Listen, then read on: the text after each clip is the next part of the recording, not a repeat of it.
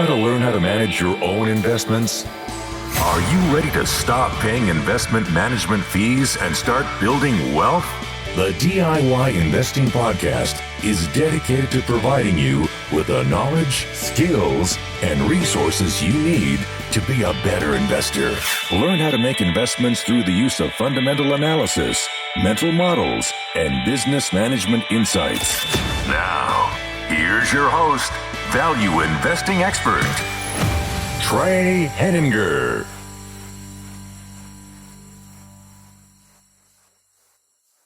Hello and welcome to the DIY Investing Podcast. My name is Trey Henninger and I'm your host. In today's episode, I want to discuss how the government shutdowns to prevent the spread of COVID-19 could cause an economic depression. Before I get started, I want to make a short request. If you haven't already, please consider giving this podcast a rating and review. Your 5-star ratings and short 1 to 2 sentence reviews help me to grow the podcast audience. Those ratings and reviews are seen very favorably in the algorithms for the different podcast services. If you could simply leave me a rating and review, I would appreciate that, because that's a way that you can support this podcast without spending any money. Thank you for your support. So let's dive in. Today we're talking about the economic contagion from COVID-19, not the health contagion from COVID-19. COVID-19 is the disease caused by the coronavirus that the world has been exposed to over the course of the last few months. However, the world has also been exposed to an economic contagion. We're talking about the second order effects today of the government shutting down parts of the economy in order to contain the spread of the virus. This health crisis is important for the government to help deal with. People are dying out there each and every day from a virus that's new and novel, and our health system is trying to adapt. So the government is responding in a way that they believe they can do so to help prevent the spread. And the main way to do that is called social distancing. Social distancing is the new key phrase. If you had to pick a word of the year, or phrase of the year, I'm assuming it's going to be social distancing this year, assuming coronavirus isn't the one that wins. And what happens, though, is that by implementing social distancing on a mandated government scale, we're causing forced closure of businesses, forced layoffs of employees, and massive losses in wealth on a real-time basis. Each and every week, the unemployment reports are coming out in the United States, and we're seeing continued massive losses in millions of jobs each and every week. The first massive report was a loss of over 3 million jobs in the United States in a single week. The second report had 6.6 million additional jobs lost. That was 10 million jobs lost in the first 2 weeks of the coronavirus shutdown in the United States. In the third week, an additional 6.6 million jobs were lost, such that there were over 16 million jobs lost in the first 3 weeks of the mandated government shutdown of non-essential businesses in the United States. For clarity, 16.6 million people is approximately 10% of the United States working population. Therefore, in 3 weeks, the unemployment rate rose 10%. Not rose to 10%, but rose 10%. Since we started at an unemployment rate of about 3.5%, you're talking about 13.5% unemployment in the United States today as I'm recording this podcast on April 11th. This podcast is going to be released about 2 weeks from now, and you're going to see it come out then. And I wonder how many additional jobs have been lost in that 2-week time frame. We'll be looking at 5 weeks of job loss data at that point, and you can do the math yourself to see how much the job losses are impacting the economy. For the United States, it's pretty simple math. About every 1.6 million people is an additional 1% unemployment rate. And that's why I talked about there being about 16 million is about a 10 million or 10% unemployment rate addition. So that's what we're talking about here. We're talking about the first order effect of the government shutdown is that these layoffs are occurring. Businesses are shut down, and if a business is shut down, they are unable to bring in revenue. And as we talked about in the last podcast, we talked about the effects that investors are considering in how they have to think about the bimodal distribution of potential returns. But here I'm talking about the economy. I'm talking about, instead of looking at a single company, let's talk about the macro picture. Let's talk about what could happen if these government shutdowns last too long. Because not only have people caught a disease, but the world economy has caught the flu. And it's unlikely to go away once COVID-19 is fully under control. You see, the problem with the flu is that it hits like a truck initially, and it knocks you down for a few days. But then for weeks after that period, you're likely to feel tired and exhausted. This is the recovery period.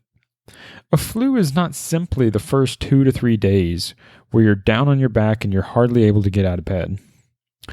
The flu is also the effect after that period.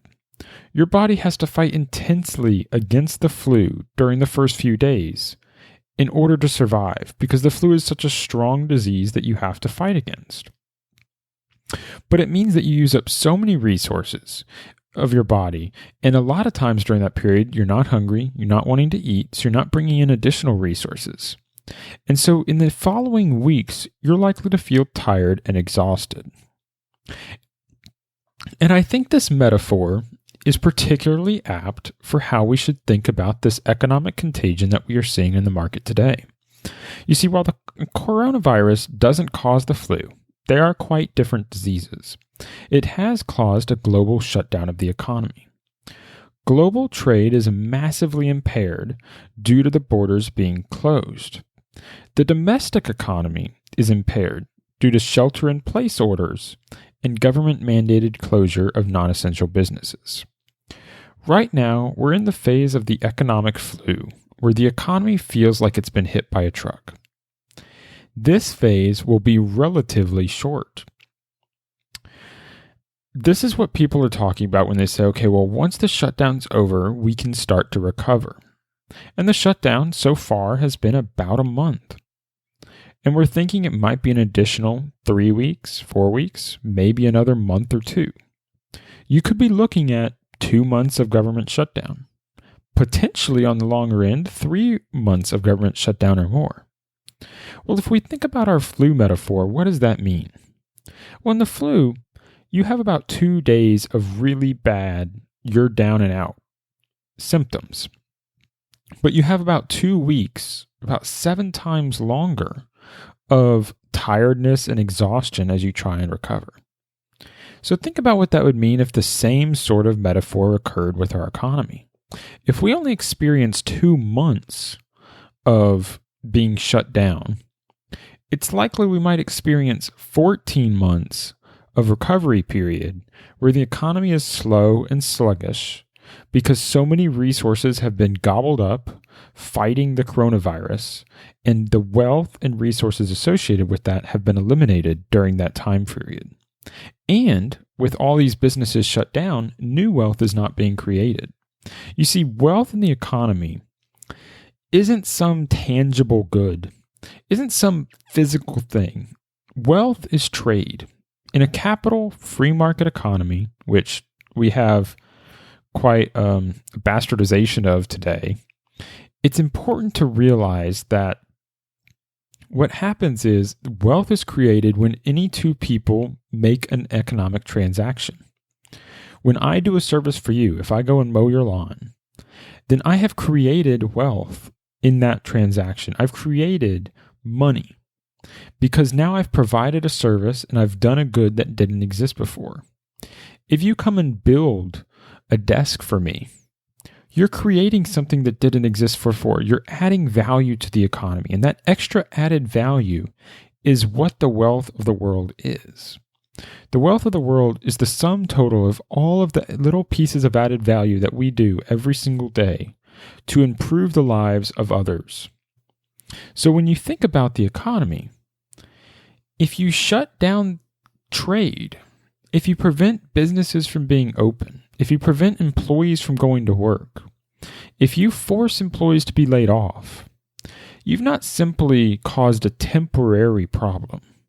You've permanently impaired the amount of wealth that would be created during that period. So if we have a government shutdown for 2 months, during those 2 months, we are permanently removing 2 months of wealth production from the economy for each and every worker that's not allowed to work. And that has massive effects, and it's not simply short term. The problem is that wealth is used. The economy is built and the economy is run on the assumption that wealth is being created each and every day. So if you have 60 days of no wealth creation, all of that money is lost. That money can no longer be used to pay the mortgage payment. That money is no longer used to buy a new car. That money is no longer used to pay utility payments. That money is no longer used to buy a nice gift for your spouse. And that money is no longer used to spend money on your children or furnish your house or go to get a haircut. Money is the exchange mechanism by which we produce value for others, and we take credit for that. Whenever value stops being created, wealth starts being destroyed, and it can quickly have a snowball effect. Because the money that I use to go get my haircut comes from the ability for me to go into work and earn a living. If I'm unable to earn money from my job, then I can't spend my money to go get a haircut. And if I can't spend my money to go get a haircut, then the hairdresser can't spend their money on paying someone to mow their lawn. And then the person that's mowing the lawns can't spend money to pay the mortgage payment. And if they can't pay their mortgage payment, then the bank is unable to support that mortgage. And then the person loses their house. And now that they've lost their house, people are no longer spending money to fill that house with stuff. And then the carpenter loses their job. And then it goes back, and then the hairdresser loses their job. All these pieces are interconnected. You can't simply close restaurants for 2 months and not have these multiplying effects over time. Those 16 million people who have lost their job in 3 weeks represent greater job losses than the entire Great Recession's job loss. We peaked at around 10% of unemployment in the Great Recession of 2007 to 2009 in the United States. In 3 weeks, we have exceeded the unemployment rate that we saw during an 18 to 24-month recession in the United States. That's massive. The Great Recession was the biggest recession in the United States since the Great Depression, and we've already exceeded it in 3 weeks of job losses. This is not sustainable, and that's what I'm trying to convince you of in this podcast. The problem with these government shutdowns is we are creating permanent job losses, not temporary job losses. That's not to say that I expect all 16 million jobs that have been lost are permanent. But it would be foolish to assume that all 16 million job losses are temporary. During this sort of crisis, businesses have to make decisions that think about their long-term future. The first thing they're going to do is try and lay off workers that they didn't need or didn't want in non-good times. They might lay off the people that in a normal recession weren't performing as well, or they might pay off the high-income earners, or they might lay off the low-experienced workers, or some combination thereof. Or they might just lay off people randomly because it's hard for them to choose between their low number of employees. The problem is, as the recession continues, they have to start making layoffs of the people they want to keep. And once you're forced to lay off people that you would like to keep, those are the people you're unlikely to be able to get back in the future. Those are real permanent job losses. When you make an initial job loss at the very beginning of a recession, you're saying, hey, we got to cut back. We need to save a little money. That's not as big of an issue. Those are temporary. It means when the economy gets better, you're going to hire those people again. What we've done with this shutdown is we've forced companies to transition all the way to laying off their good people, laying off their people they want to keep, laying off everyone simply to survive because the shutdown has prevented them from earning any revenue. If you have no revenues, then the amount of expense you can support is zero. So the only thing you can do is cut all of your expenses as rapidly as possible. And what that does is it has this massive shock effect on the economy, because not only are you not bringing in the money to pay your employees, but every single one of your employees no longer has the money to spend at all the businesses that they like to go to. All the things that they do, all their mortgage payments, all their car payments, all of their luxury shopping, all the little things they do to make themselves feel good. That cup of coffee in the morning. Each of these things are now impacted to a large negative degree. And this is the concern when you make this large change. Let's go back to that 16 million people. If 95% of those people get their jobs back in a month, when the government reopens it 4 weeks from today, then that's not a huge deal. Yes, you still have, 500,000 people lost their job, or 800,000 people lost their job on more permanent of a basis. But that's more of a normal recessionary problem. But what happens if 30% of those people or 50% of those people don't get their job back right away?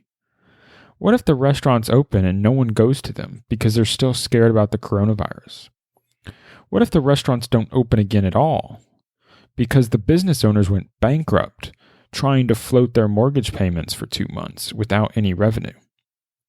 Well, if you have 8 million permanent job losses until new businesses can be created to start up and new job incentives are created in the future because there's new demand, well, now you have permanent unemployment increases that can only be recovered in a long, slow recovery like we experienced from 2009 through 2013, 2014, 2015. I mean, it was almost even in 2019 that I was still hearing about people recovering from the Great Recession. That's 10 years later. The problem becomes how many of these job losses are permanent. And it's an answer we will never know. We're not going to be able to know in advance, and we're not going to be able to know how many weeks this government shutdown can occur until we create catastrophic losses in the economy that cannot be recovered. We don't know if the local restaurant, mom and pop place that you like to eat at will be shut down permanently after 7 weeks, or will it take 8 weeks of being shut down that they won't be able to open again? Maybe they can survive 10 weeks, but they can't survive 12. We don't know where the tipping point is, and every business will be different. The problem is that the tipping point exists, and once those small businesses close, the job losses associated with them are permanent. And for every permanent job loss of a business that closes, you're going to see 10 to 20% additional permanent job losses from the lost demand that those people don't create anymore. Now, the United States government has passed the CARES Act, where they're giving very high amounts of unemployment relief to newly unemployed people for 4 months of $600 a week or $2,400 a month of additional income in addition to their state's unemployment income. This is a huge way to prevent the temporary demand loss caused by those laid off employees. This means that when the businesses are allowed to open again, you still have those 16 million people able to spend some money at local businesses. But this is still likely to be less money than they were normally earning. And anyone who loses a job is unlikely to still spend the money the same way that they were when they had a job. They're going to be more conservative. They're going to start saving more. They're going to start deleveraging because it's the only rational way to survive in the face of no further income. Even with the assurance of 6 months or 9 months of enhanced unemployment benefits, there's going to be an additional level of fear and stress in that family as they try to make ends meet off of a lowered income. This has second and third order effects that affect the rest of the economy. And again, the problem is the tipping point. How many job losses can the United States sustain before they dip into a recession versus a depression? We're already in a recession. The question is, do we reach a depression? And depression is sustained losses for a long period of time that is very difficult to come out of. Most caveats around a depression would say, job loss would be GDP declines of over 10%. We already have GDP decline projections for the Q2 2020 of over 10%. Some are projecting 20%, 30% declines in GDP during that quarter. Now, if it's just a single quarter and we bounce back in Q3 and Q4, maybe it's not so bad. But again, I'm concerned that people are underestimating the effect of what can happen when you have 16 million people lose their jobs. And I believe that a higher percentage of those jobs than people expect are permanent. If I had to guess, at least 20% of those job losses are permanent and won't be rehired as soon as the shutdown is over. That's what I mean by permanent. Not that they won't be able to find new jobs eventually, but that after the shutdown is over in May or in June, and the businesses that laid them off, they don't rehire them again. That's what I consider permanent. That the business that they laid them off in June 1st sends out an offer to their employees that they laid off, but they only send it back to 80%, the top 80% performers, or they only send it back to the top 50% performers. Or the restaurant that laid off 8 waiters and 10 back office staff only hires back 4 waiters and 5 back office staff. They only need 1 chef instead of 2. That's a permanent job loss, what I'm saying. So if you have 16 million people lose their job and only 10 million of them get to go back to work in June, that is a massive problem. And we're not even done getting started. I have no idea sitting here today on April 11th how many job losses will occur by the time this show is released on, I believe, April 26th. Or maybe it's April 19th. But yeah, April 26th. So we're going to have 2 additional reports on the 16th and the 23rd of April. In 2 more weeks, are we going to be over 20 million job losses? I think the answer is yes. That's crazy. What if we're over 25 million job losses? Or over 30 million job losses? Now, I would say it's unlikely we're over 30 million with just 2 additional weeks. We'd need to again average over 6 or 7 million losses a week during those next 2 weeks. And I think that's unlikely, but I have no idea. But if we're at 25 million jobs lost in 5 weeks due to a government shutdown, how long can that be sustained? I would argue you're already close to the tipping point. The government needs to seriously consider opening the economy back up, doing whatever they need to do that, producing masks and building new hospitals, requiring extreme social distancing measures so that restaurants can open but only at half capacity, some measures to still keep people safe, but to allow the economy to open. Otherwise, we're likely to see a massive depression. And it's important to consider that a depression, an economic depression, has second and third order effects on its own. People die when they lose their jobs. Crime increases. There's additional violence in the world. Additional suicides in the world. People take their lives after losing their job. People harm others when they lose their job and they don't have money.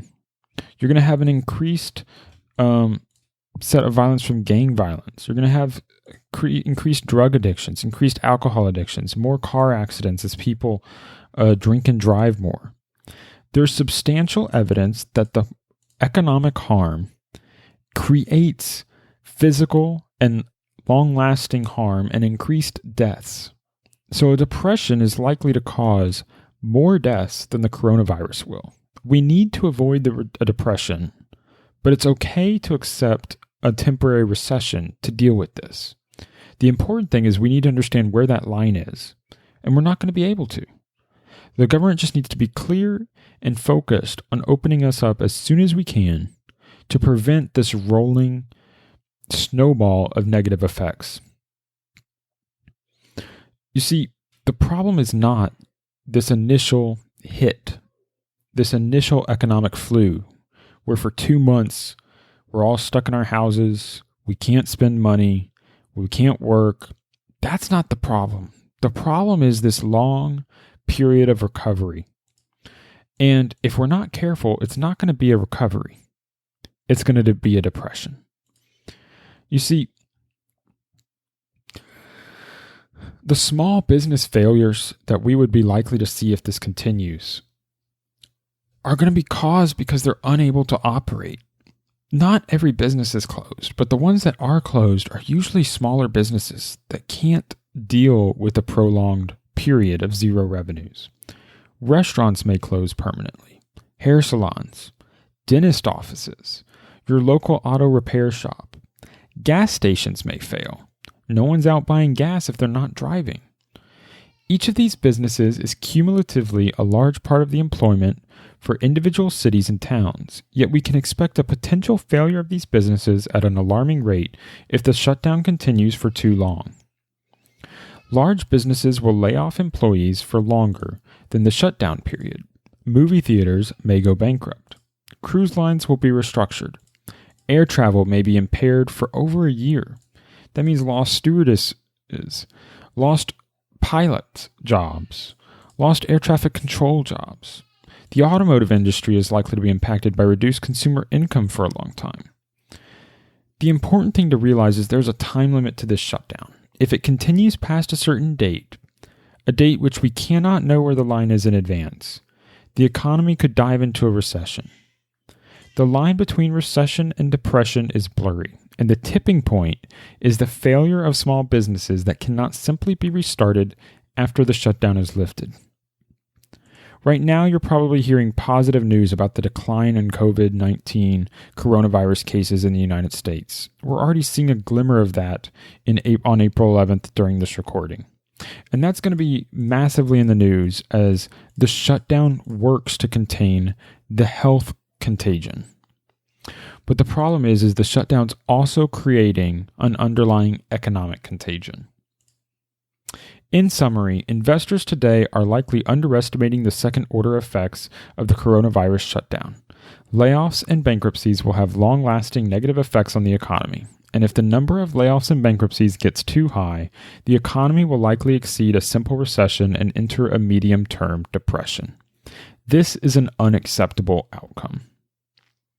For reference, I made a lot of this content in thinking about and considering an article that was written by Joshua Kinnan considering the question, what price should we pay to fight COVID-19? I will link to that article in the show notes, and I think it's worth a read if you want to expand on the information I covered in this show.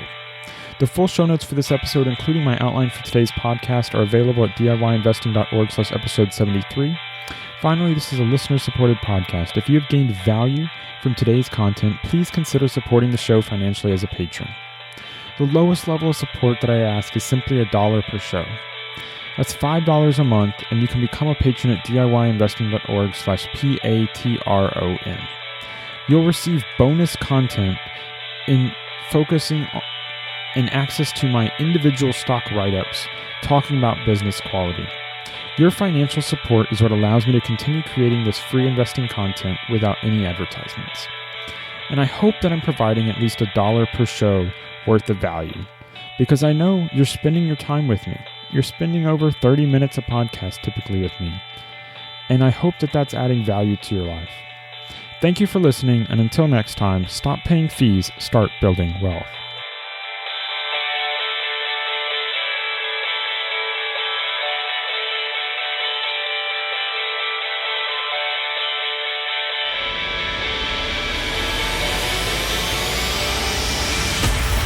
Thank you for listening to the DIY Investing Podcast. Please visit our website and subscribe to our email list at DIYinvesting.org for guides, videos, and resources to help make you a better investor.